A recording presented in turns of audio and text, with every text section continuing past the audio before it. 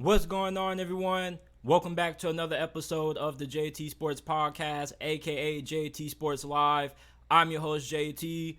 Sorry for the late start. The reason why it took a while was because I was creating the graphics for the big main encore of today's show, which is I'm going to be ranking my 10 best college football quarterbacks since 2010. We're also going to be discussing how good will the Miami Hurricanes be this upcoming season, how improved will Brian Flores make the Minnesota Vikings defense, why Kadarius Toney will also have a breakout season for the Kansas City Chiefs, and of course, I'm going to be ranking college football's top 10 best quarterbacks since the year 2010. If you haven't already, make sure that you guys leave a like, subscribe to the channel. We go live every day, Monday through Friday at 5 p.m. Eastern Time. Check out the JT Sports Podcast.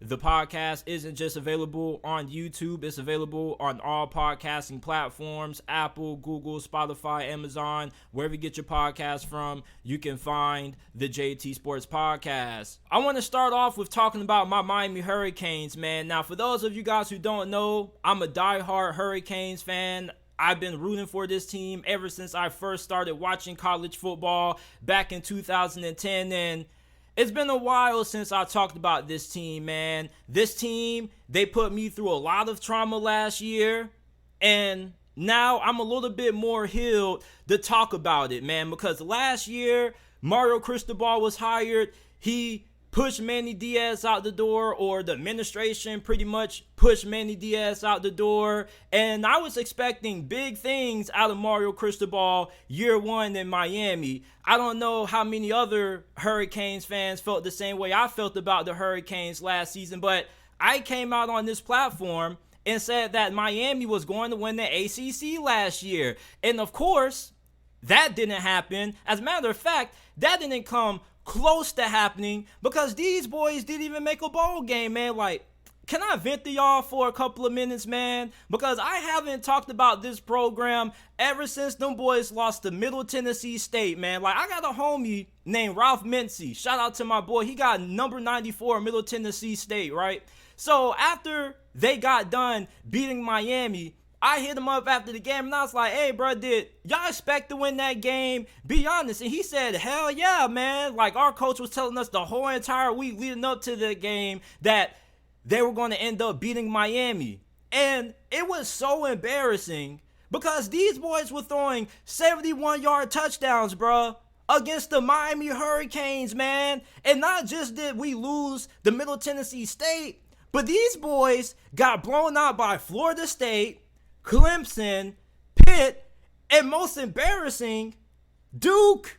And we're not talking about basketball, people. We are talking about football, dog. Football. Duke is a basketball school, not a football school. Like, when is the last time Miami ever got clapped that bad like how they did last season against Duke, fam? The Duke Blue Devils really thrashed the Miami Hurricanes, bruh.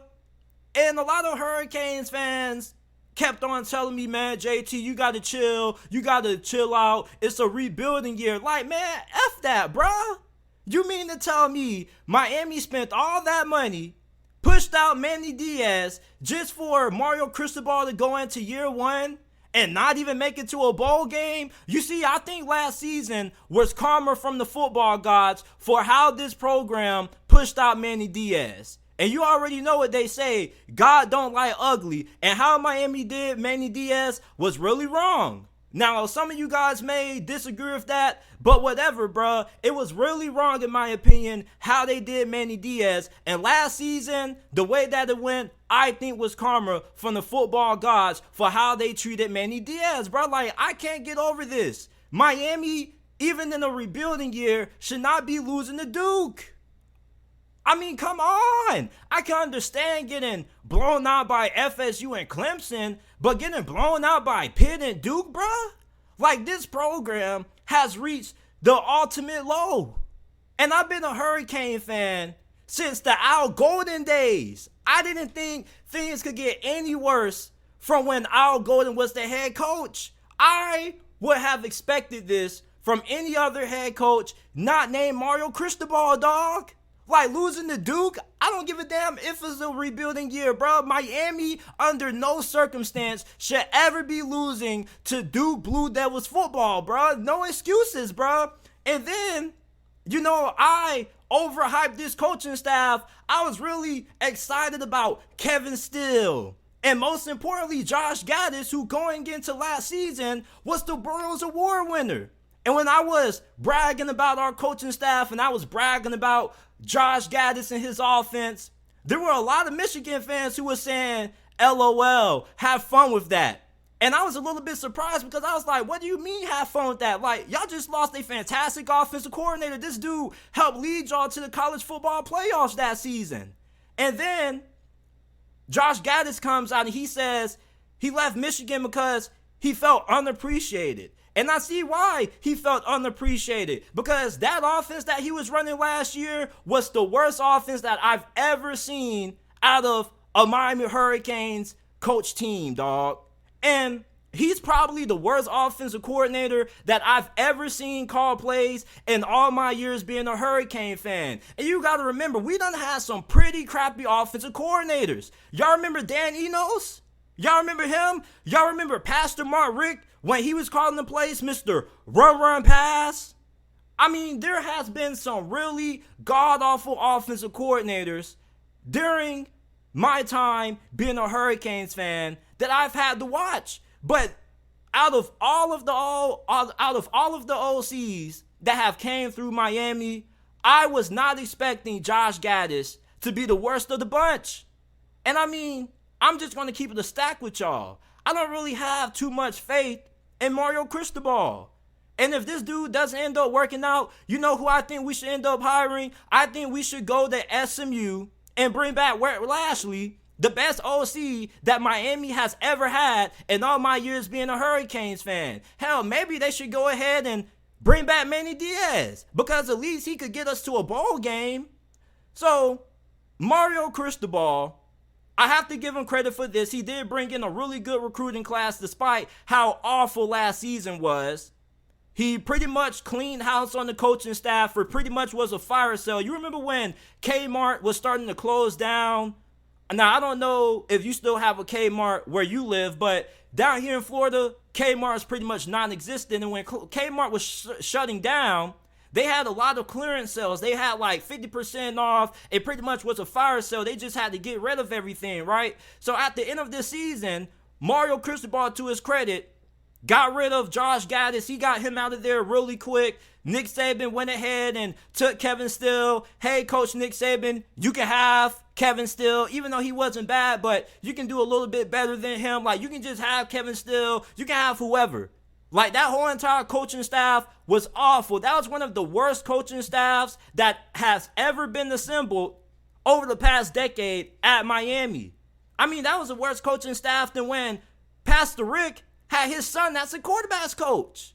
I mean, you bring in new OC Shannon Dawson from Houston. He's going to be running somewhat of an air raid offense, which should help out Tyler Van Dyke, because Josh Gaddis was so awful as an OC that he just completely destroyed Tyler Van Dyke. Like, prior to last season, this dude, Tyler Van Dyke, if he would have played the whole entire 2021 season, he was on pace to have at least 40 touchdowns. And then bro goes into last season, and it just looks like this dude just completely fell apart.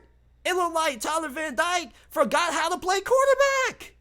That's how bad Josh Gaddis was as the OC. So Shannon Dawson, don't know too much about how good of a play caller he is, but the bar is set pretty low considering what Miami had calling plays last season and how the offensive coordinator position has been for Miami over the past decade. There's only been one truly good OC that has came through this program, and it's been Rhett Lashley. And he's balling out at SMU right now with everything that they've been getting in the transfer portal. They have a lot of hype. They probably have more excitement down there in SMU than many people have about Miami Hurricanes football going into this season, man. You got a new defensive coordinator who you kind of stole from Tulane. Now, originally, He spent 2 seasons as the defensive coordinator for Marshall, and Marshall had some pretty damn good defenses under him. And he was supposed to go to Tulane. He only stayed at Tulane for a brief moment. He pretty much opened the door, walked in, and 3 seconds later, walked back out and closed it. Because I guess Miami just went ahead and dropped that bag, and that bag was too much for him to turn down. He said, you know what, I appreciate the offer, Tulane, but I'm taking my talents down to South Beach, and I don't blame him. Even though the football program wasn't great, there's always a lot of fun things to do down there in South Florida. You got nice women, nice weather, it doesn't get too cold, and it's a really nice campus. I've been on the University of Miami's campus. This is one of the nicest universities probably in the whole entire country, bruh. So this is a revamped coaching staff, which gives me a little bit of excitement for. I'm really excited that Mario Cristobal is getting rid of his old traditional offensive philosophy, because his offensive philosophy has done nothing but held back the previous quarterbacks that he had. I mean, look at Justin Herbert. Justin Herbert was way better his first season starting for the LA Chargers than he was during his whole entire career at Oregon, especially when Mario Cristobal took over the reins, and the offense that he ran held back Justin Herbert. And the offense that Josh Gaddis was running under Mario Cristobal just completely held back this entire offense. So I'm glad that Mario Cristobal went out and hired an offensive coordinator that's going to run a more modernized offense. This offense that Shannon Dawson is supposed to be running is going to be a lot similar to what Rhett Lashley ran when he was back calling plays for this program a couple of years back. It's like an air raid spread attack.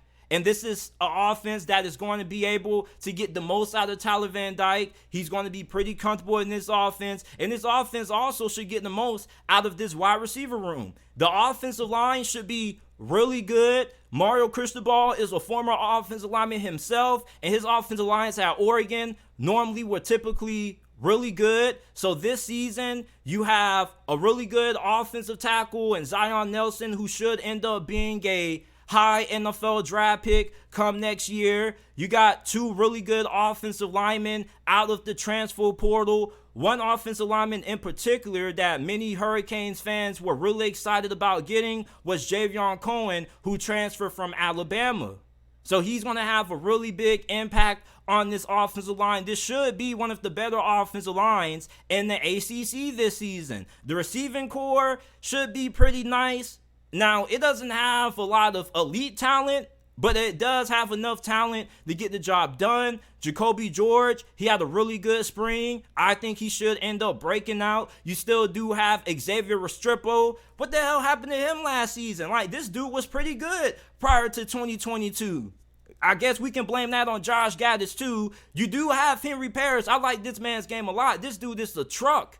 I mean, this dude is really hard to bring down once he gets a full head of steam. He was averaging 5.7 yards per carry. That's nearly 5 yards per attempt. That means if you give this boy the rock 3 times, he was averaging the first down every 3 carries. And I'm pretty sure he's going to have a really better season this year compared to what he had last year, with Rooster transferring out the program and joining Rhett Lashley down there at SMU. But what really has me excited about Miami going into this season really is this defense. Yeah, you bring in a new defensive coordinator, but you have one of the best safety duos in all of college football, and Cameron Kitchens and James Williams. And what's really disappointing is that nobody is really giving this safety duo the credit they deserve. Both of these guys are going to end up playing on Sundays. James Williams was a really highly touted guy coming out of high school. I'm not really somebody who follows high school recruiting all that much because it's just too much drama for me. Like, anytime a guy decommits that I really like, I'd be like, damn, bro, like, I wish he would have stayed. So I just don't really follow high school recruiting all that much, but I was really happy when we got James Williams because a lot of Florida fans wanted him too. So anytime we can keep a guy from going to a rival school, I'm always going to be happy about that. Leonard Taylor was also somebody who was really highly touted coming out of high school. He's been in the program for a couple of years also. This should be the best season of his collegiate career, and this is somebody who potentially could end up being a first-round draft pick. He has the kind of talent to go in the first round of the NFL draft. It just really depends on if this new defensive coordinator is going to be able to get the most out of him.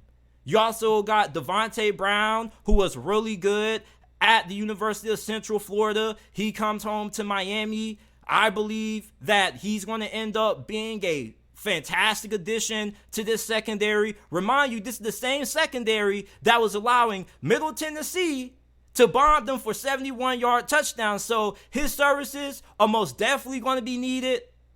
And I think that Miami, at the bare minimum, should at least be able to win 6 games. Like, is it realistic for me to expect Miami football to be able to win 6 games? I mean, can we even do that anymore? It's like the level of expectation just seems to go down year in and year out. It's like we went from being in the Orange Bowl, getting blasted by Wisconsin under Mark Richt, to going 5-7, not even making it to a bowl game and getting blown out by Duke. Like, expectations have drastically decreased year after year after year. And I'm going to set my expectations at 6 wins just because I don't want to get disappointed anymore. You know what they say? If you want to avoid disappointment, don't have high expectations. And it seems like every time I have high expectations for this program, they just let me down. But you think I should be used to it because that's all this program has done over the last decade that I've been a fan. And you may be asking yourself, JT, why did you even become a fan of the Miami Hurricanes? And I kind of ask myself that question every time I watch Miami take an L last season. But the reason for it was because of Duke Johnson. Plus, I used to love using them on the old NCAA games. Like, NCAA and Duke Johnson are the reason why I'm a Miami Hurricanes fan. If it wasn't for those two things, I probably would be a fan of somebody else, bro. But I'm loyal to all of my teams. This isn't the only team that I support that's down in the gutter right now. I'm also a Chicago Bulls fan, so I'm just used to all my teams just letting me down year in and year out. But I think Miami should at least be able to win 6 games. I mean, week 1, you got to play Miami of Ohio. Like, who's excited about that? The Battle of Miamis. Who's the real Miami? Miami of Ohio? Or the Miami Hurricanes? I pray to God we don't lose to Miami of Ohio, man. If we lose to Miami of Ohio, I don't want to hear no more excuses for Mario Cristobal, man. F a rebuilding year. You better beat Miami of Ohio, bro, for the title of the real Miami. Will the real Miami please stand up? Then you got to play Bethune-Cookman. At least you know that Miami's good to block Bethune-Cookman. Then you got to go on the road and play Temple, which is really weird. I mean, why are we going on the road to play Temple? I don't know. Then you play Georgia Tech, the University of Virginia, and Boston College. GT, UVA, and Boston College should be 3 of the worst programs in the ACC this year. So Miami should be able to beat those 3 teams. Plus, they should be able to beat Miami of Ohio, Bethune-Cookman, and Temple. So that should at least get Miami to 6 wins. Now, where are the other wins going to come from? I don't really know, and I don't really want to try to make any predictions because I'm not super confident. I think Texas A&M is going to be really good this season. I expect them to beat us because I think they're going to end up competing for the SEC West this year. As long as Jimbo Fisher allows Bobby Petrino to call the plays, I think that Miami should lose that game. I think Texas A&M just has a way better team. They're one of the more talented teams in the SEC this year. I think they should win. Now, UNC, you're going on the road to play Drake May. That game could go either way depending on what kind of version of the Miami Hurricanes we see this year. You got NC State, FSU, and Louisville with the upset master at head coach and Jeff Brom, who leaves Purdue to go back to a school that many people wanted him at. So for Miami, I think the floor is 6 wins. The ceiling is probably 8 or 9 at best. I don't think they're going to be able to beat Texas A&M or FSU. Not saying they don't have a chance, but I'm just not expecting that just because I'm not trying to get my expectations high for this team, man. Like, the Miami Hurricanes used to be one of the best teams in college football. We used to have Ray Lewis, Michael Irvin, Sean Taylor. We used to have some real dogs playing for this program, man. Like, it's so embarrassing when you go back and you think about what Miami used to be And look at what this program's doing now. These boys lost to Duke. And I know it was last season, but I'm still not over it. I'm still not over it. Like, Mario Cristobal was supposed to be an upgrade from Manny Diaz. That's why you never do people wrong, people. That's why they say God don't like ugly, man. Like, oh my God, losing to Duke, fam, in a rebuilding year? I mean, that's how low Miami football has stooped down to? Losing to freaking Duke? And then saying it's a rebuilding year? Like, when has that ever been acceptable? I mean, I'm just glad that it's a new year and the start of the new college football season is just around the corner, man. If I had to give you guys a record prediction for Miami this season, I probably would go 7-5. And I'll take 7-5 versus what the hell we put on the field last year, even though the expectation at the University of Miami should always be ACC championships. We're in South Florida. You drive 45 to an hour away from the University of Miami up north, you're going to be right in Broward, where all the dogs at. Broward produces some dogs, man. You drive 6 more hours up north, you're in the city of Jacksonville. You're in the root of all the talent in Florida, Orlando. I mean, there's no reason why Miami should struggle to at least win 6 games this year. This should at least be a 7-win team. Potentially the ceiling could be 8 wins. I think 9 wins is pushing it. But I'm not saying they don't have a chance to beat UNC and NC State, because they most definitely can, and they most definitely can beat Louisville. So I think that maybe, I'm not even going to say 10 wins. I think 10 wins is just me being a little bit overly optimistic. That's if everything just completely goes right and this program just does a complete 180. But 7-5 is how good I'm expecting the Miami Hurricanes to be this season. Hopefully, they don't end up pooping the bed against a Temple, Georgia Tech, and the University of Virginia and Miami of Ohio, bruh. Because if they end up struggling against Miami of Ohio or Temple or Georgia Tech, then this program really has hit rock bottom. Hell, we might need to end up hiring The Rock to be the head coach. If anything, shoot, can't be no worse than what happened last season. I mean, if Mario Cristobal can't end up getting this program to 7-8 wins this season, then we're probably really going to have to reevaluate ourselves. We're really going to have to start asking ourselves, maybe this just is what Miami football is.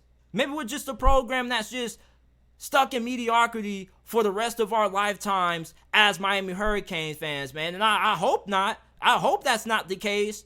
But that's kind of what it's looking like, man. Like only one 10-win season in what, how many years? I mean, this program right now has stunk ever since I became a fan. Maybe I cursed this program. Who knows? Maybe if I would have became a fan of somebody else, Miami wouldn't have been so bad as what they've been over the last decade. I've been a fan of this team. But when are they going to give me something to root for? The only time I had something to root for is when these boys had the turnover chain, man. Shoot, the least they could have done was bring that back. Mario Cristobal came in and he got rid of the turnover chain and everybody was thrilled about it. I wasn't. Shoot, if we're going to lose and get blown out by Duke, at least let us lose in style. At least if we get blown out by Duke and we force a couple of turnovers, at least we can look good doing so with a lot of jewelry around our neck, a lot of bling bling around our neck. At least we can lose with some flash. At least we can lose with some style. So that's how good I'm expecting the Miami Hurricanes to be this upcoming college football season and 2023. 7-5. It's probably my record prediction. If you were putting a gun in my head and you would force me to give you one, I think the floor is probably 6 wins. The ceiling is 8-9 wins at best if the football gods just bless us and they just feel bad for us. Brian Flores was a really huge addition by the Minnesota Vikings. Now, last year, the Minnesota Vikings defense was absolutely terrible, man. Like, these boys got carved up by Daniel Jones in the wild card round, man. Like, I know you Vikings fans probably want to forget this nightmare, but we're right back talking about it again. This defense got carved up by Daniel freaking Jones, dog. Patrick Peterson, one of the greatest cornerbacks of this past decade, was getting shredded by Isaiah Hodgins. I forget about that. I did not forget about that. Isaiah Hodgins was cooking Patrick Peterson. How many of you guys knew who the hell Isaiah Hodgins was before that playoff game? Hell, Patrick Peterson knew who he was because that wasn't the first time he was getting cooked by Isaiah Hodgins. And I mean, Isaiah Hodgins, he's a solid player at least now, but Patrick Peterson, you just don't expect that out of him. And now Patrick Peterson has left Minnesota, and you want to know what's so ironic? Guess who Patrick Peterson plays for now? My favorite team, the Pittsburgh Steelers. That's so crazy. It's so crazy how the power of the universe works. Now he's playing for the Pittsburgh Steelers, man, and Steelers fans are really excited about this. They were talking about man, he had a really good season, JT. He had a lot of interceptions. Who cares? We get mad at Trayvon Diggs for getting cooked, but yet having a lot of interceptions. But yet, we can't keep this same energy with Patrick Peterson, dog. This man was getting cooked by Isaiah Hodgins. So, he's gone. The Minnesota Vikings bring in Brian Flores. He's going to be a huge upgrade from the previous defensive coordinator who they had last season, who was running his own iteration of that Vic Fangio kind of defense. It was really conservative, didn't really blitz a lot, and that thing was getting absolutely dotted up, bro. Danny Dimes was really living up to that nickname in the wild card round of that playoff game, man. And Brian Flores, he was on the Steelers staff last year, and Mike Tomlin absolutely loved this guy, man. Like, if you listen to Mike Tomlin talk about Brian Flores, he held this guy in high regard, man. Like, when Brian Flores first got fired by Miami, Mike Tomlin immediately just hopped on it. He was like, man, we got a really good chance to get a really good football coach, man. You know how Mike Tomlin talks, man. Like, Mike Tomlin really loved Brian Flores, and this dude had a pretty big impact on the Steelers defense, even though he didn't really call the plays. But this guy was kind of doing a lot of things for the Steelers defense. Even though he had the title of defensive assistant, linebacker coach, he really was doing a lot more than that. Mike Tomlin just assigned him a title just to assign him a title when really he was just doing a lot for the Steelers defense. And the linebacker play was all right, but overall, I think the defense played at a pretty high level. There were definitely a lot of players who their play elevated with Brian Flores being on the staff. And with him leaving, going to the Minnesota Vikings, man, like, this is one of the best offseason staff hires in the whole entire NFL. You already know that under Kevin O'Connell, this offense is still going to be really good, even though you have Check Down Charlie and Sir Kirk Cousins.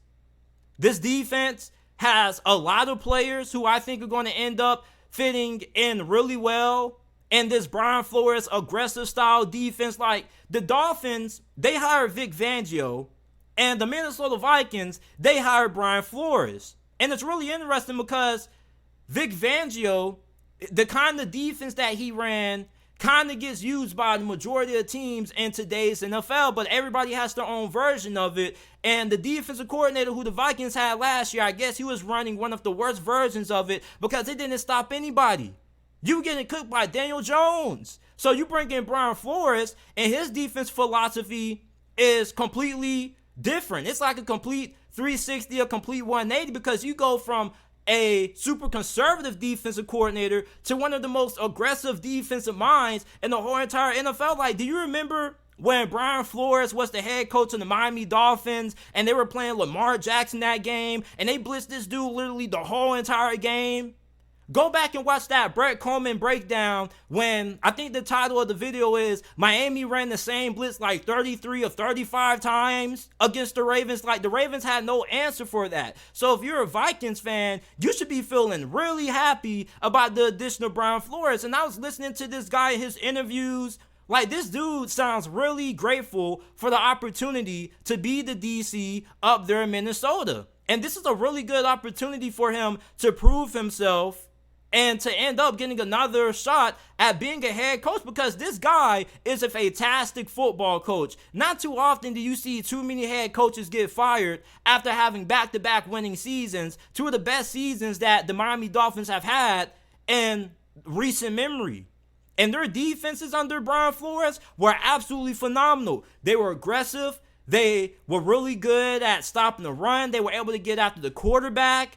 They were disciplined. They were well coached. They were fundamentally sound. I was listening to one of Brian Flores' press conferences and another interview that he did, and he put a lot of emphasis on cornerbacks being able to get off blocks. You don't really hear that all too often a head coach or a defensive coordinator talking about the importance of his DBs being able to get off blocks, because in today's NFL, most teams looking for cornerbacks who are just good in coverage. Who gives a hell about how good they are tackling? Hell, most cornerbacks aren't really all that willing to be willing tacklers at time. And for Brian Flores defensively, you know that you're going to have a really physical defense. And some players I'm really excited to see in this defense is second-year safety Lewis Seen, who barely played in his rookie season. He only played in a handful of games. I believe he went down like week 4 of the season and he was out for the rest of the year. This dude coming out of Georgia was a headhunter, man. This is one of those safeties that if you're a slot receiver coming across the middle, you think twice every time you catch the football with this dude coming at you. He's also really good in man coverage. He has great athleticism. Now, he does have to get better with his tackling technique, because one thing that a lot of scouts pointed out, and I noticed this too watching him play, like this dude hits high. And when you hit high in the NFL, most of the times it ends up you getting put on your you know what. So I think Brian Flores is going to be able to get that cleaned up, and he's going to have Lewis Seen playing at a Pro Bowl level. What about second-year cornerback Andrew Booth out of Clemson? He also was a really physical player coming out of Clemson. This dude was somebody who was really good in man coverage, really good in press coverage as well. He's one of the more physical cornerbacks that were coming out of that draft. Him with Brian Flores is going to be a really good pairing. You also do still have one of the best safeties to ever play this game in Harrison Smith. Although he's getting up there in age, he's still a top 5 safety in the game. It just seems like Father Time just can't slow this brother down. You signed Byron Murphy in free agency. He's going to be your slot cornerback. I felt like he was pretty decent for the Arizona Cardinals. I won't say he was, anything crazy, but I think he was decent at times for Arizona. My problem with Byron Murphy is that he's fairly inconsistent. So can Brian Flores get more consistency out of Byron Murphy? And then you got rookie cornerback Mekhi Blackmon, who could be a gem for Minnesota under Brian Flores' system, because this dude is the definition of super aggressive, man. Like, if you watch this dude's film, this guy was super aggressive, super physical at times. You probably could say that he probably should have been called for pass interference on the majority of the reps that he had. So if he can get his technique and his fundamentals cleaned up, this dude is going to be an absolute steal for the Minnesota Vikings and Brian Flores in this defense. But you also have to wonder, where's the pass rush coming from? You still have Danielle Hunter. You signed Marcus Davenport and free agency. You don't really know what you're going to get out of him. He's one of the biggest boomer bust players in the NFL. You don't know if this guy's going to give you 10 sacks or 2 sacks. But I think Brian Flores is going to be able to get the most out of this defense. And this defense most definitely should be tremendously improved compared to what it was last season with that conservative defense that they were running. Like, anytime you're getting cooked by Daniel Jones, dog, like, you got to find a way to move on. You got to find a way to improve the defense, man. And I'm not trying to slander Daniel Jones, but I mean, like, you just don't really expect for Daniel Jones just to dot you up like the way he was doing Minnesota in the wild card round. But overall, with the addition of Brian Flores, this defense should go from being near the bottom of the league like it was last season to at least being 13th or 12th in the NFL. Now, potentially, this could be a top 10 defense depending on if everything goes right. But my realistic expectations for this defense is for it to be a top 12, top 13 unit. They're probably going to be like top 16 in points per game allowed. I don't think they're going to allow a lot of yards. You're definitely going to be really good inside the red zone. You should be really good at getting off the field on third down. With the fact that Brian Flores just throws so many different blitz packages at you, he gives you so many different looks. Now, the only downfall of Brian Flores' defense that a lot of people point out is that you're asking a lot out of your defensive backs to be able to play a lot of man coverage, because anytime you're sending a lot of these blitzes, oftentimes you're going to be put in cover 1, cover 0 situations where you may not have too much help over the middle of the field. And when you look at this NFC North division with the Detroit Lions, them boys with Jared Goff, they can throw that thing. With Ben Johnson and all of the explosiveness and talent that they have on that offense, I'm definitely going to be interested in seeing how Brian Flores ends up being able to find a way to outcoach Ben Johnson, because Ben Johnson is doing that thing up there in the Motor City. And the Motor City right now has a lot of momentum. Based on what that offense did last year, Jared Goff was one of the hottest QBs at the end of last season. So for Minnesota, the downfall of this defense is that you don't really know how good your cornerbacks are going to be in certain situations when you're going against some of the better quarterbacks in the league. But for the most part, Brian Flores, this is somebody who has a proven track record dating back from his time being on New England's coaching staff, his long years at DC. They had a fantastic defense. Their defense improved tremendously the year that he was calling the plays. The Dolphins' defense always was elite under Brian Flores to the lich. So Brian Flores, I think he's going to be a fantastic addition for the Minnesota Vikings. Now, when the Kansas City Chiefs traded for Kadarius Toney last season, I was like, oh, snap. Here the New York Giants go, giving Patrick Mahomes and Andy Reid more weapons when they already have a bag full of riches. And Kadarius Toney, he had a pretty small role in this offense last year. You got to look at when they acquired him near the middle of the season. So he was still learning the playbook on the fly. He was still learning and getting chemistry down packed with Patrick Mahomes. Andy Reid was still trying to figure out how to maximize his talent and how to get the most of him. But you saw what he did in the Super Bowl when he had that big electric punt return.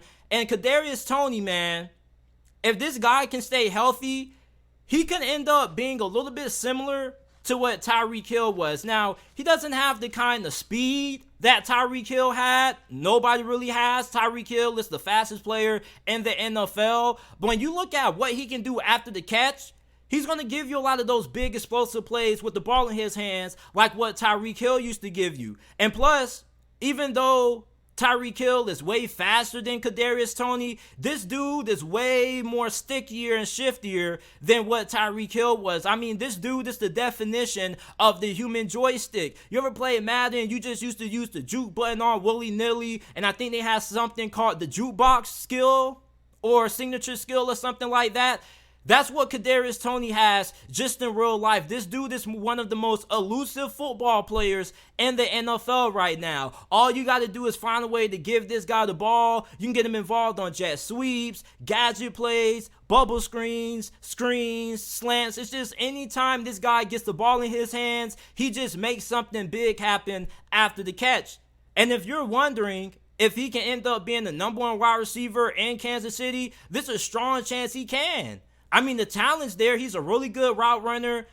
I think he has pretty solid hands for the most part. There's not really too much that Kadarius Toney can do other than being able to stay healthy, which was a large reason why he ended up getting traded by the New York Giants. He couldn't stay on the field. And you got to remember that this guy was a first-round pick not too long ago. So for the Giants to be willing to part ways with them, considering how bad their wide receiving core was, they kind of had their wide receiving core schemed up and playing at a high level due to Brian Daboll's offensive,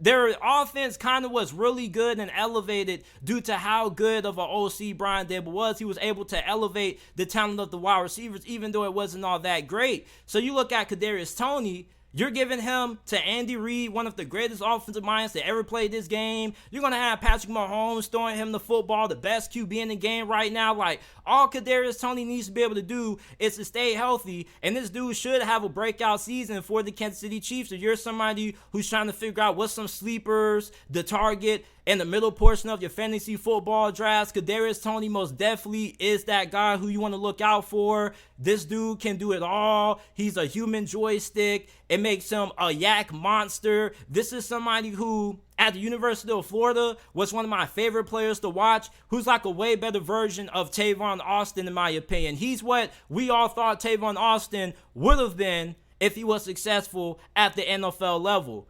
So for Kadarius Toney, man, I expect this dude to have a breakout year for Kansas City in 2023, man. The only thing he really needs to be able to do is to stay healthy. There's so many creative ways that Kansas City can find a way to use this man. Plus, you also got to remember that defenses already have to account for Travis Kelce. Then you also have Justin Ross, who could end up having a big impact on this offense. You still do have Sky Moore going into year 2. So there are a lot of young players on this offense that could end up being in for big seasons. But I think Kadarius Toney is going to be that guy who everybody's going to be paying attention to just because of how talented he is. This dude was a first-round pick for a reason. And during his time for the New York Jets, when he was on the field, he was really productive. This dude had one game during his rookie season when he damn near went for almost 200 yards in the game. That's just how good this guy is when he really gets going. So if Andy Reid and Patrick Mahomes can find a way to get this dude rolling in this offense, the NFL better watch out. The biggest question that people have about Kansas City going into this season is going to be who's going to step up at wide receiver. If Kadarius Toney can stay healthy, I think he's going to be that guy who ends up having that number one role in that offense, and he could be used in a similar way like how Tyreek Hill was before he got traded to the Miami Dolphins. I want to rank my top 10 college football quarterbacks since 2010. Now, I saw On3 do this on their social media platforms, and I just strongly disagree with it. So I said, you know what? Why not me come up with my own top 10 college football QBs since 2010? This ranking is solely based on my opinion, so if you disagree, I would love to see your top 10 down in the comment section down below if you're listening to this on YouTube. The guy I'm going to start off with is RG3, Robert Griffin III.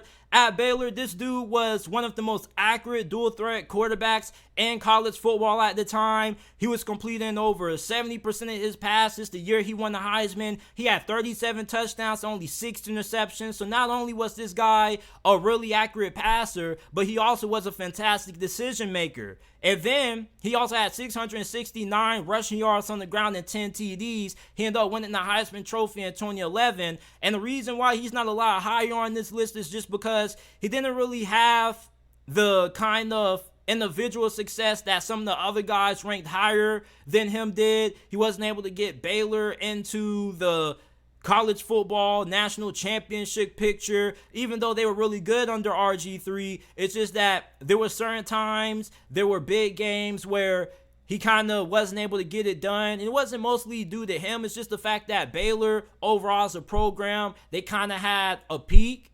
And their peak kind of wasn't national championship level. Their peak kind of was Alamo Bowl, which they went to under RG3. So RG3 comes in at number 10 for me. I really loved watching RG3. He was one of my favorite players when I first started watching college football around 2010, 2011. He was on the cover of NCAA 13, so that also made me gravitate towards him a lot.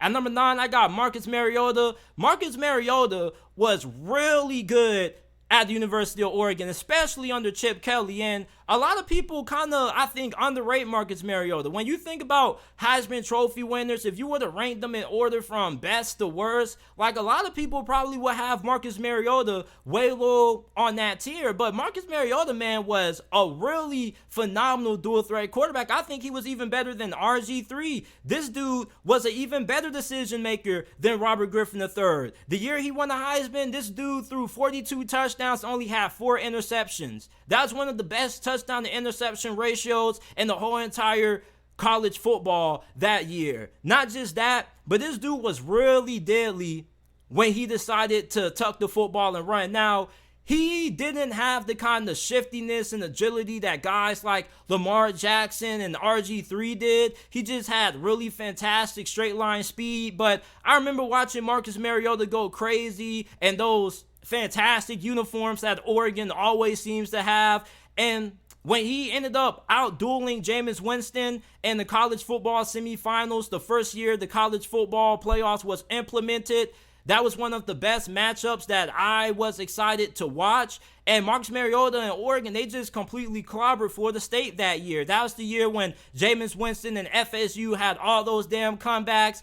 And the reason why I'm so high on Marcus Mariota is because I was telling a lot of my homeboys at the time that FSU was going to lose that game because, you know, Florida State was kind of at their peak at that point. And I live in the state of Florida, so there were a lot of Seminole fans around me. And I was telling them, leading up to that game that Marcus Mariota was going to dominate them and that they were going to get blown out. They weren't going to be able to come back against that Marcus Mariota and that Oregon offense. So Marcus Mariota comes in at number 9 for me. At number 8, we're starting to really get into it now. Bryce Young. Some of you guys may disagree with this. Some of y'all may be like, man, you got Bryce Young as your top 10 QB since 2010? Hell yeah. Like, have y'all watched Alabama football the last 2 years? Bryce Young carried these boys. Nick Saban, the year they lost to Georgia in the national championship game, he called that a rebuilding year. Alabama was not expected to even beat Georgia in the SEC championship game. And when you think about most of the losses that Alabama has had with Bryce Young being the starting quarterback, I believe most of them have come with this dude not even being on the field. You remember when they lost to LSU last year to that 2-point conversion that ultimately won the game for them? Bryce Young wasn't on the field. He didn't have a chance to clap back. But it seems like every time Bryce Young was put in a high-pressure situation and he had to produce, this guy came up every single time. This guy just is cold-blooded. I think he's one of the clutchest quarterbacks in the history of college football. Anytime Bryce Young had the ball in his hands to win the game, he came through. You remember that game against Texas? I mean, this dude is just unbelievable. And this dude's body is built like a damn preschooler. And yet, this dude's football IQ is just out of this world. Not just that, he's a fantastic passer. He makes great decisions with the football. There's a reason why he was the number 1 overall pick by the Carolina Panthers. Like, I kind of think that Bryce Young is really underrated. And you think about how guys like Kyler Murray, how well they performed, but Bryce Young was even better than him. I mean, this dude, Bryce Young, was a real cerebral quarterback. And I think over the next decade, I don't think he's going to end up getting the proper recognition. A lot of people think, oh, you play for Alabama, so you're automatically playing with the best talent. That's not the case all the time. Go back and watch the last 2 years of Alabama football. It was the Bryce Young show. That's the reason why he won the Heisman Trophy in 2021. And it wasn't really a huge discussion about it, man. Like, this dude was carrying Alabama on his shoulders. Yeah, he had some good players that he was throwing the football to. He had John Mechie, Jamison Williams. But if you take Bryce Young off of these 2 past years, Alabama squads, do you think they go as far as what they did? Probably not. Remember, Nick Saban considered 2021 to be a rebuilding year. Going into the SEC championship in 2021, they were coming off a 4 overtime win against Auburn. Their offensive line struggled for the majority of that whole entire season. Like, Bryce Young was really the glue that was keeping Alabama together. And I'm really intrigued in seeing in 2023 how Alabama's going to perform without Bryce Young. Because last season, outside of Bryce Young, the only dude who he really had was Jahmyr Gibbs, who was coming up and being consistent. So many people, when they think about Alabama football, they just automatically assume that whoever's playing quarterback is just throwing to the best talent. They just have the best offensive line, the best coaching, and Bryce Young didn't really have that. And when you think about all of the quarterbacks that Nick Saban has had during his time at Alabama, without a doubt, Bryce Young is the most talented quarterback. He's better than Tua, Jalen Hurts, Mac Jones, A.J. McCarron, and whoever else Nick Saban had playing that QB during his tenure at Alabama. Like, I really think that Bryce Young is just incredibly underrated and overlooked when you think about some of the best quarterbacks who have came through college football. I think that Bryce Young probably isn't going to get a lot of agreement for being on this top 10. But when you go back and you look at what he meant to Nick Saban and that Alabama football program, he really held them boys together, man. Because if it wasn't for him, I don't think Alabama would have made it to the playoffs in 2021. And I definitely don't think they would have been as good as what they were last year. They probably would have lost 3, maybe 4 games last season had it not been for Bryce Young. Number 7, I have Lamar Action Jackson, man. Like, Lamar Jackson, bro, this dude, he kind of came out of nowhere. Even though I was already a little bit hip to Lamar Jackson from his freshman year, this dude took college football by storm. You remember that big game when he went off against FSU, when they were like the second best team in college football at the time? This dude had 146 rushing yards and 4 rushing touchdowns, bruh. Like, Jimbo Fisher and Florida State's defense had no answer for Lamar Jackson, dog. Like, Lamar Jackson was a one-man wrecking crew at the University of Louisville. And there are other quarterbacks who are ahead of Lamar Jackson who also carried their programs. Lamar Jackson probably would have been a lot higher on this list if he was able to get Louisville to an ACC championship game. But this dude was one of the best quarterbacks, not just one of the best, but one of the most talented quarterbacks that we've had in college football since 2010, man. This guy was a pretty solid passer, even though he wasn't as good as a passer at Louisville like he is now at the NFL level. He still was pretty consistent. His wide receiving core wasn't really good. I don't even think that Louisville had any other NFL wide receivers on that roster that are playing in the NFL currently. And then once Lamar Jackson ended up leaving Louisville's program, that whole entire Louisville football team just completely derailed, and Bobby Petrino ultimately ended up getting fired. But the year Lamar Jackson won the Heisman Trophy, bruh, like, everybody was talking about Lamar. This dude had 51 total touchdowns, bruh. This dude was one of the most electric players in college football in the last decade, bruh. Like, Lamar Jackson kind of put Louisville on the map in a sense. Now, even though Louisville already had some pretty good quarterback play prior to Lamar Jackson taking over the reins there, and Teddy Bridgewater, like, many people started paying attention to Louisville when Lamar Jackson started going off. Do you remember that incredible duel him and Deshaun Watson had when Louisville matched up against Clemson? Like, that was one of the better games that I can remember being played in the ACC. That's when we had peak ACC football. That's when the ACC was at its best. Lamar Jackson was a real dog at the University of Louisville, man. Like, you probably could make the argument and say that Lamar Jackson deserves to be a lot higher on this list. Like, if I was making this list solely off of talent, Lamar Jackson probably would be second. I can't tell y'all who's number one is, but you guys probably already know who number one is going to be. But Lamar Jackson is one of the most talented quarterbacks that ever come through college football since 2010. He had an incredible arm. He was a fantastic athlete. This dude ran for over 1,400 yards in back-to-back seasons, bro. Like, defenses had no answers for Lamar Jackson. Now, late in the season at times, he ended up struggling against Kentucky. He ended up having a really awful bowl game against LSU. But this man, Lamar Jackson, carried the Louisville football program on his shoulders, man. And the only reason I have him above Bryce Young is just because this dude was way more dynamic than what Bryce Young was, bro. Like, Lamar Jackson, every time this dude had a big rushing touchdown, it was going viral on social media, man. Like, in 2016, the year Lamar Jackson won Heisman, bro, you just could not escape Lamar Jackson.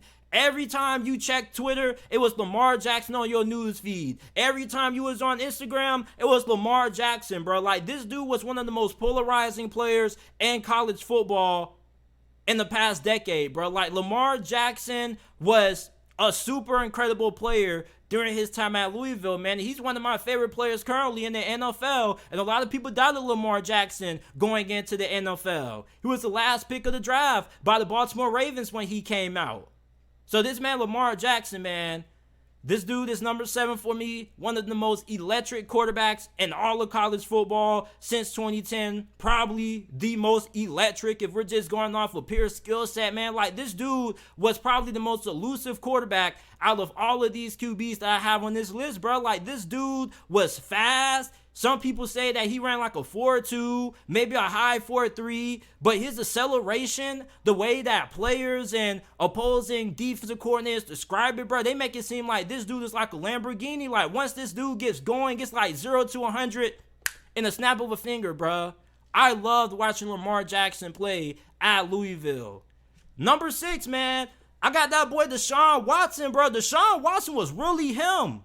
And when you think about the kind of quarterback play that Clemson's program was receiving. You think about Trevor Lawrence, but before Trevor Lawrence, you had Deshaun Watson. And this dude gave Alabama a lot of problems. A lot of problems, bruh. And my guy Juice, a.k.a. Jamont, he even makes the argument and says that Deshaun Watson should have won a Heisman Trophy over Derrick Henry, which I strongly disagree with, but I understand where it's coming from.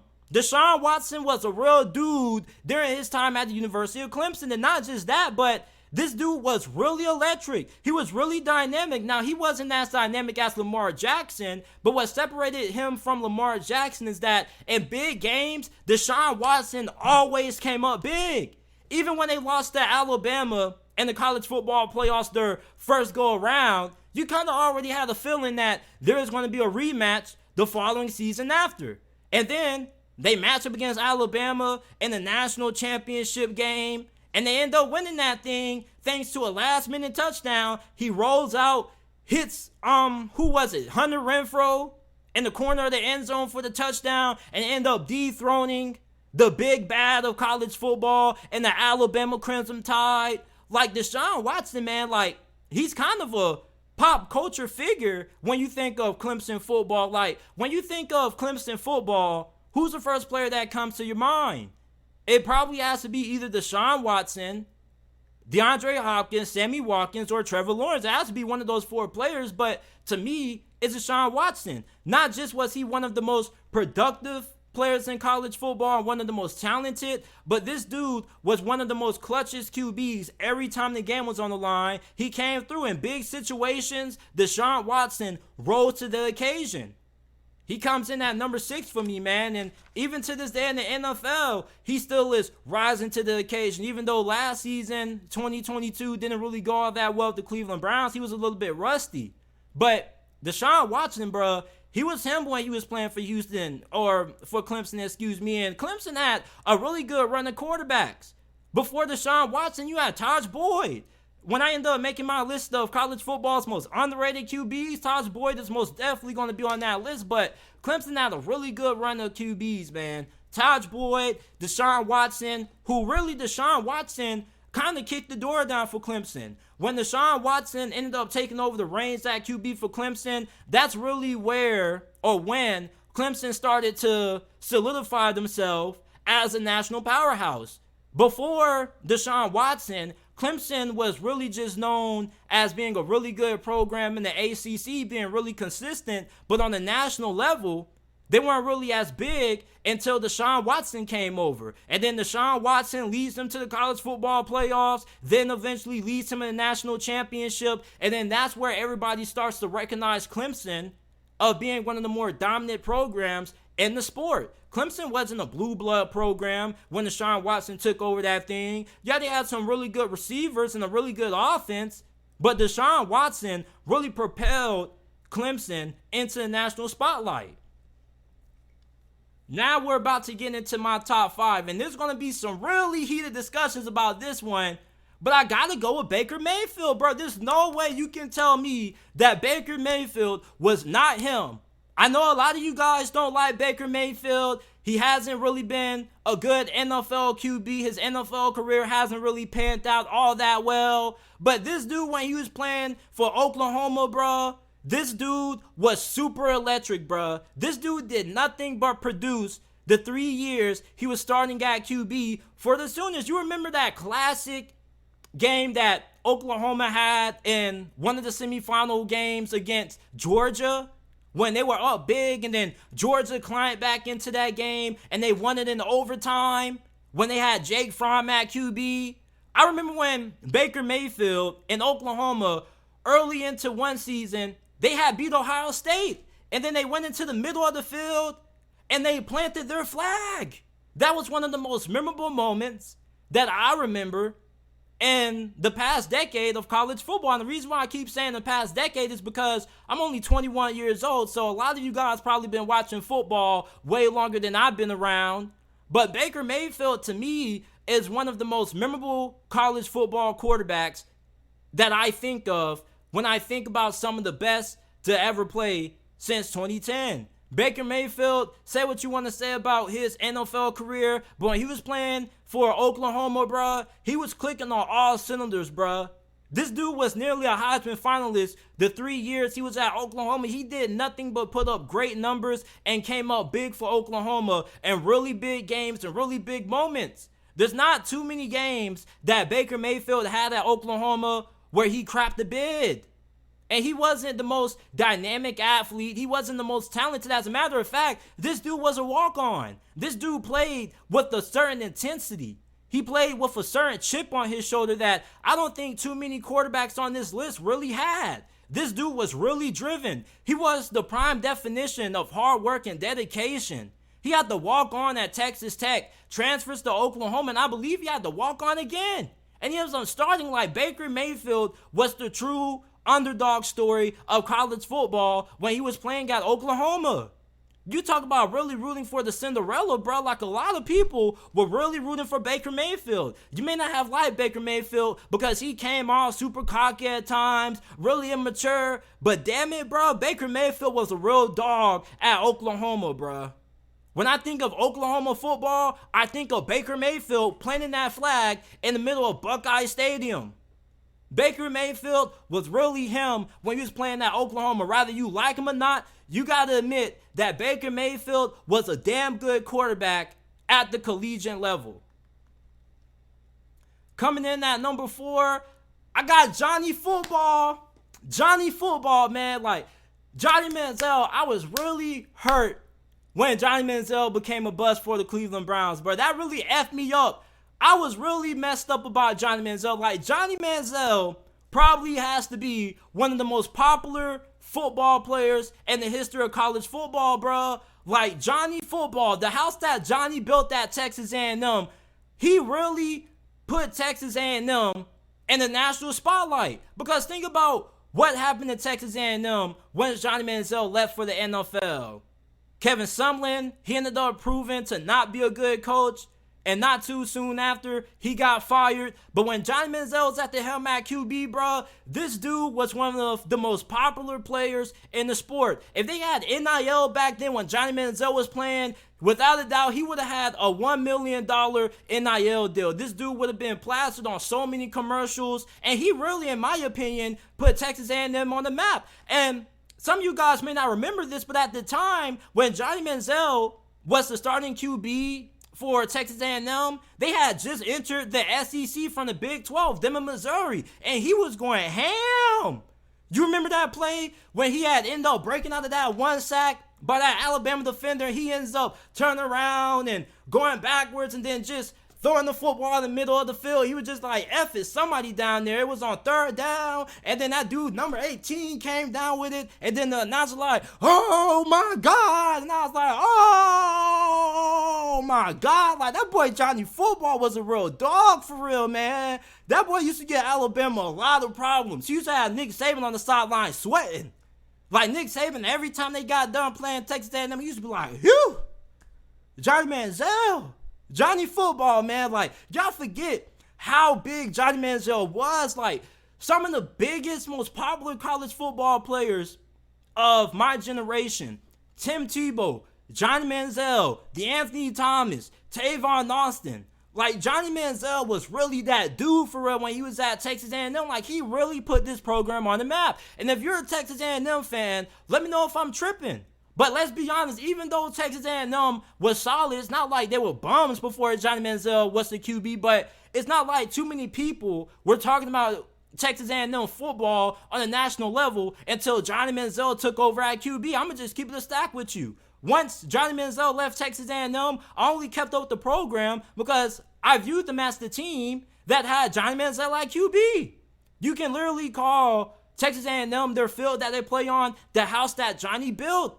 Because Johnny Manziel really is what gave Texas A&M all that national recognition. And even though this dude is one of the greatest busts in the history of the NFL, this dude's name still brings in numbers when you talk about it in a college football sense. Like, if you bring a recruit to Texas A&M and they meet Johnny Manziel, they're going to be like, damn, this is Johnny Football. Like, Johnny Manziel is one of the greatest college football quarterbacks ever. Now, I don't know where you rank him all time, but he damn sure is up there in the top 10, bro. Like, Johnny Manziel was a real dog for Texas A&M. And this man also had Mike Evans. Like, Johnny Manziel was one of the funnest players to watch in college football in the 2010s, bro. Like, when you think of premier quarterback play in college football, you think Johnny Manziel. If you were to name your top 5 most memorable QBs that first come to your mind from the early 2010s, Johnny Manziel is up there on that list, bro. This dude was ginormous. I mean, this dude was super popular. This dude was super fun to watch. He was dynamic. He was fun television. He just had a little bit of a different attitude to him, man. He was prime time. He was Hollywood. Shoot, you may not have liked Johnny Manziel because he was a huge party boy, but when this dude played for Texas A&M, this dude balled out. I loved watching Johnny Manziel. He was the reason in middle school I got number 2. I was effed up by Johnny Manziel throwing up the show me the money signs. I remember when Johnny Manziel used to do this. Like, everybody used to go around the country doing this. Like, Drake name dropped Johnny Manziel in a song, dog. Before this man even got drafted in the NFL. Draft Day by Drake. Look up Draft Day by Drake if you never heard that song. Draft Day, Johnny Manziel. Come on, man. Like, Johnny Manziel, regardless of how you view and how you feel about his NFL career, this man had one of the greatest careers in college football. He was one of the most popular players to ever play the game of college football, man. And I know it's just my opinion, but I think the majority of you guys are going to agree with me on that. Johnny Manziel was a real animal when he was playing for Texas A&M, bro. Like, this dude had all kinds of crazy plays. I remember it was one time they were playing some team in a bowl game. I think it was Louisiana Tech. I don't really remember it verbatim, but he ended up jumping over a defensive lineman and then ended up, like, throwing the ball. Like, Johnny Manziel should be doing all kinds of crazy shit, dog. Johnny Manziel was one of the funnest players to watch when I was watching college football, at least when I first got into it in the early 2010s, man. Like, he really is what made me a fan of college football. I was like, damn, you don't really be seeing this in the NFL. In the NFL, you just see fundamentally sound quarterback play. But in college football, you got this dude breaking out of the sacks, running backwards, tossing the ball in the middle of the field. Like, this man used to have me turned. I used to love watching Johnny Manziel play when I was legit, bro. I was real effed up about Johnny Manziel. For real. And a lot of people were really messed up about Johnny Manziel. Like, I was really rooting for bro to get right when he got drafted by the Cleveland Browns. Like, it really hurt me when he was tripping off the field, not being able to get right, and when he wasn't able to make it work as an NFL QB for the Browns. Like, I was really hurt about that. I really wanted Johnny Manziel to succeed. I was a really big Johnny Manziel fan. Even to this day, like, you can't tell me nothing about Johnny Manziel. For real, like, I'm just sorry, but when it comes to Johnny football, I just lose all common sense. Johnny Manziel was a real dog when he was playing for Texas A&M, bro. Like, some of y'all forget, Johnny Manziel put Texas A&M on the map. When you think of that stadium, whatever it's called, they need to change the name of that thing. They need to change Texas A&M Stadium to the house that Johnny built. Like, for real. Johnny Manziel really put the Aggies on the map. And if you think I'm tripping, man, like, you need to go back and watch a few highlights and read what people used to write about Johnny Manziel. Johnny Manziel was that dude. He was that boy. Like, I know his NFL career didn't work out, but in college football, bro, this dude is like an icon. He's like a legend in the history of college football, man. Like, when you think of Texas A&M, like, you go up to any casual football fan, right? I'm not talking about you diehards out there.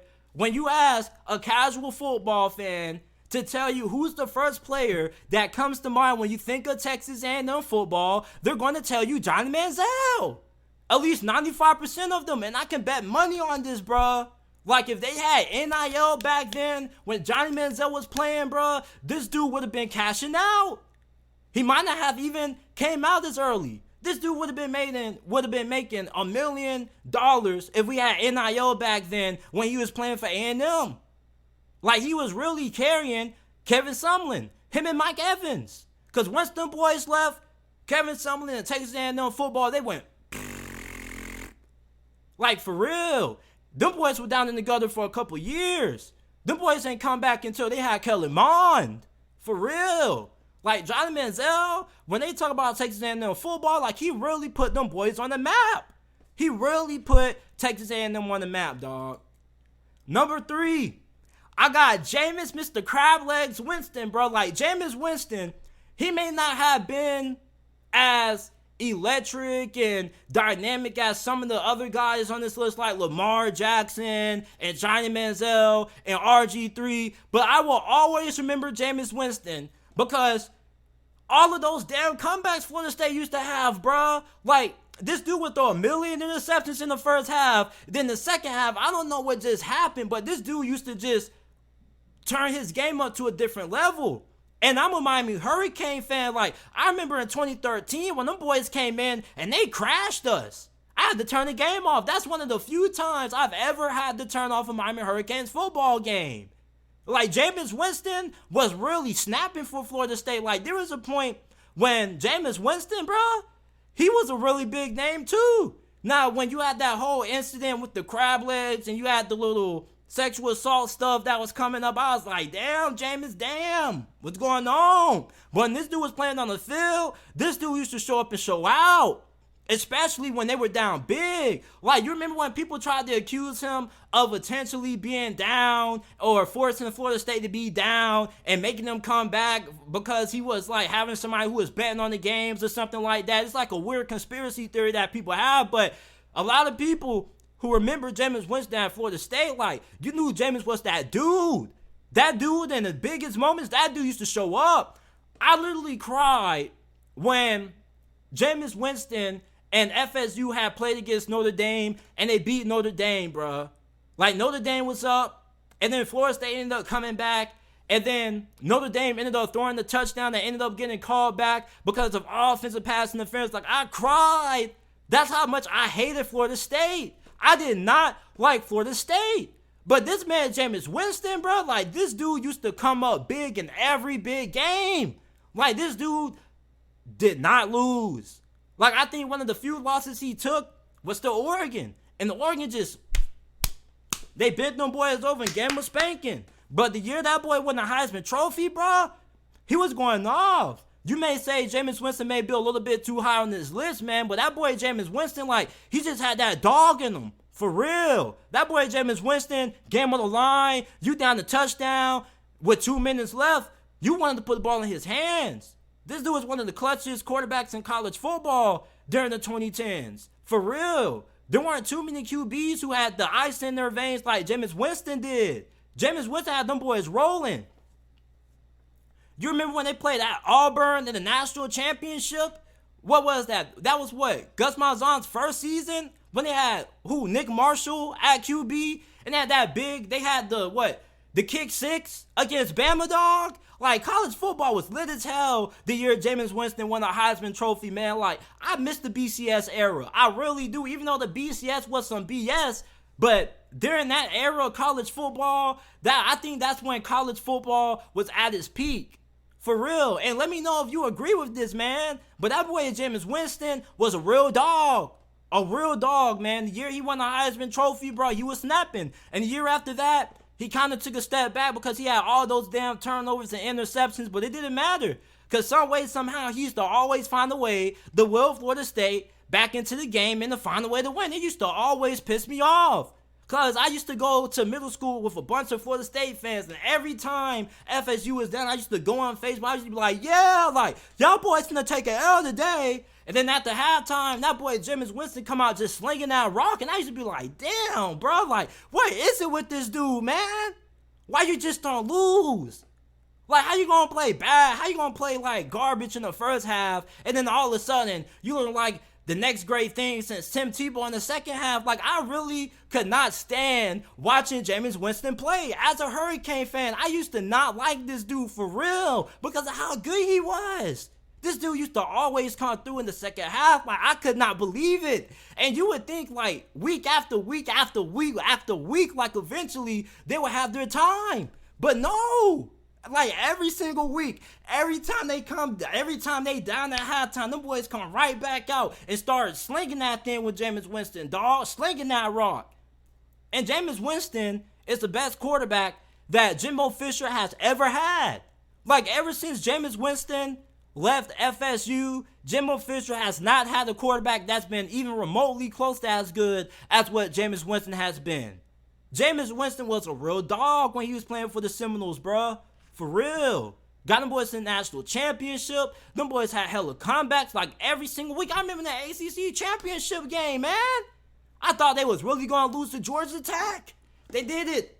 They did it like nearly every single week. And for those of you guys who remember college football at that time, you remember exactly what I was talking about. Like, this dude used to have so many damn comebacks. You used to think every single week, like, they ain't going to be able to pull it off. Like, this finally the week they take it out. But he used to do it every single week. He used to frustrate the hell out of me, man. I was like, damn, why y'all boys just don't lose? Because now I got to go to school and hear all these FSU fans in my ear. At number 2, I got Joe Burrow.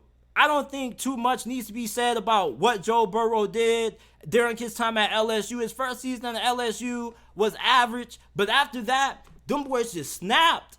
Like, it was just a perfect storm. This dude, he wasn't the most physically gifted QB. He wasn't the most physically imposing QB. He wasn't even the most talented QB.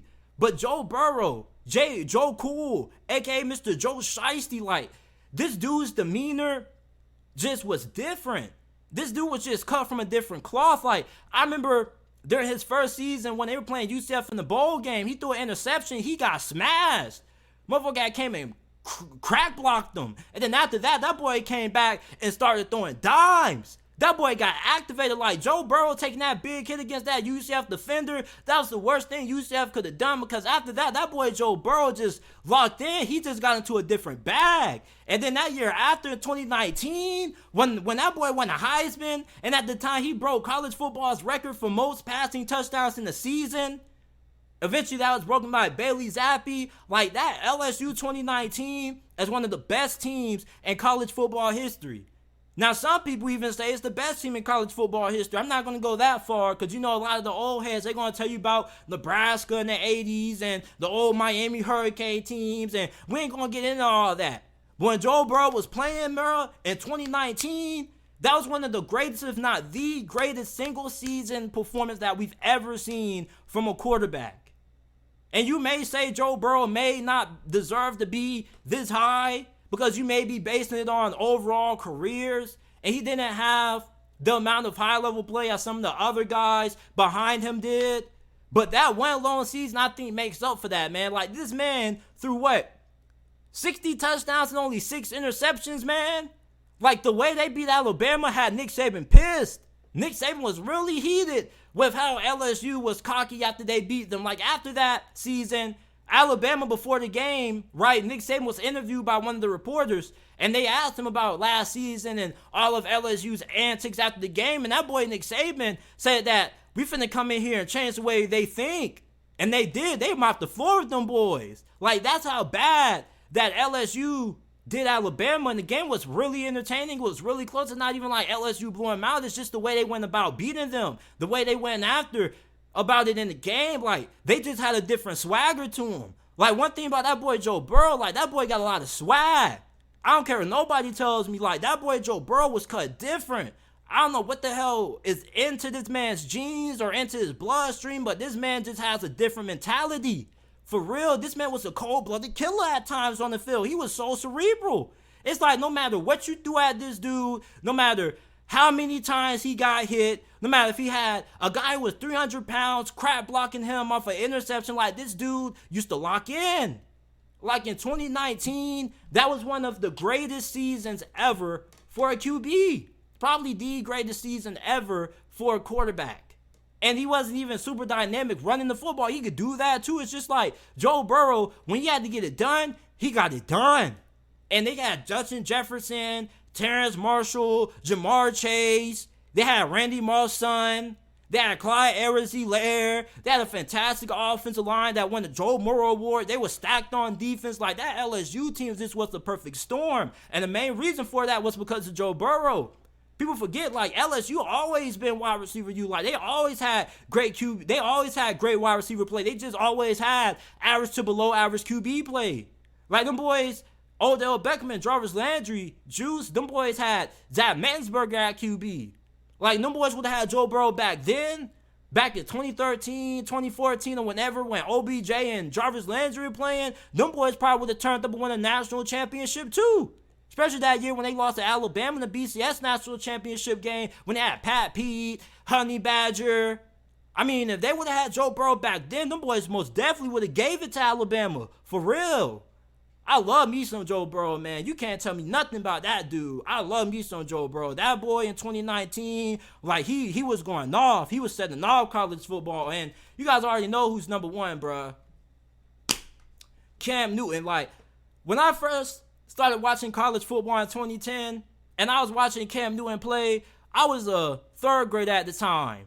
And I didn't really know too much about football. I just turned it on and just started watching it. And I used to watch Auburn play, and I used to see Cam Newton. I was like, damn, bro, like, why do they have an offensive lineman at QB? But this dude was unstoppable. This dude is one of the greatest quarterbacks in college football history, probably the greatest. He carried Auburn to the national championship. Who the hell on that Auburn championship team made it to the NFL? I think some dudes might have got tryouts, but nobody who was actually good off that team. Like, that boy Cam Newton was a one-man wrecking crew.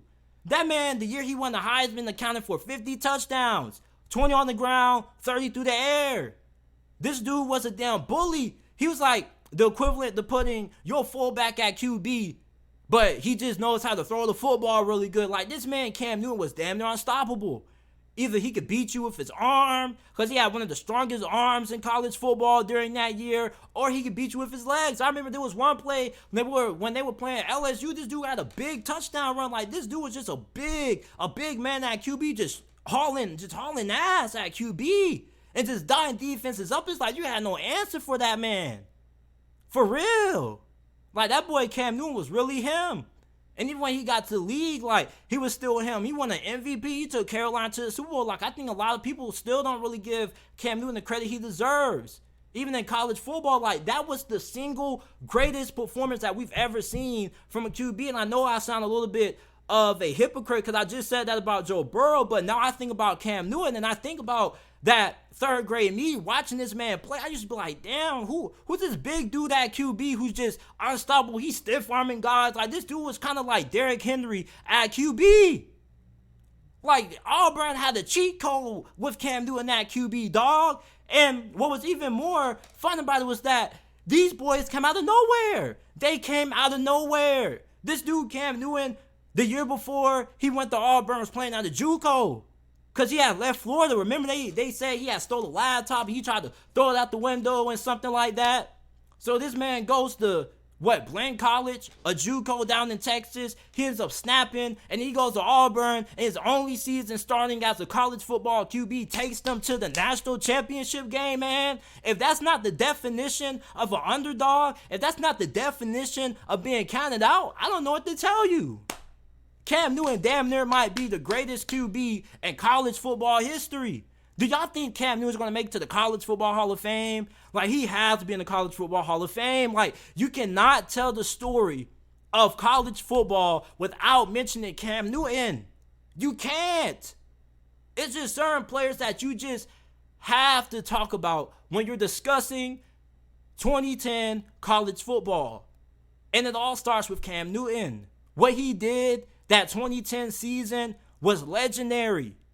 This dude was a one-man wrecking crew. This dude was a wrecking ball. You had no answer for this dude. If you was the safety and you saw this man coming at you, you better move out the way.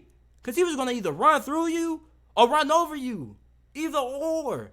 Like, Cam Newton, third grade me was just so superly impressed with Cam Newton. Just a guy of that size, with that athleticism. That was something that we haven't really seen before. He's kind of paved the way for a lot of QBs that are now in the NFL, like Josh Allen, Anthony Richardson. Every time there's a big QB that's 6'3 plus or 6'4, that's over 230, they always get compared to Cam Newton. Cam Newton really paved the way for a lot of QBs, and what a lot of people forget is that at the time, when he went to the NFL, he was coming out of a spread offense. You remember how people used to be like, man, you got to come from a pro-style offense. Quarterbacks that come from the spread really don't work out. Like, he really changed the narrative with that. It's just like the stigma that people had about the air raid offense. If you come from the air raid offense, you'll never be successful at the NFL level. Like, Cam Newton really was a trendsetter for real. He was a trailblazer. He really paved the way for a lot of the QBs that are in the game right now. But these are my top 10 college football quarterbacks of the 2010s, or my top 10 college football quarterbacks since 2010. Let me know what you guys think about this down in the comment section down below. This is it for this episode of the JT Sports Podcast. If you enjoyed this episode, leave us with a 5-star review. We would greatly appreciate it. You can listen to the JT Sports Podcast, available on all podcasting platforms: Apple, Google, Spotify, Amazon, wherever you get your podcasts from. You can find the JT Sports Podcast. Share this episode with your friends, family members, and acquaintances if you enjoy. And I will see you guys tomorrow at 5 p.m. Eastern Time with another episode of JT Sports Live / the JT Sports Podcast.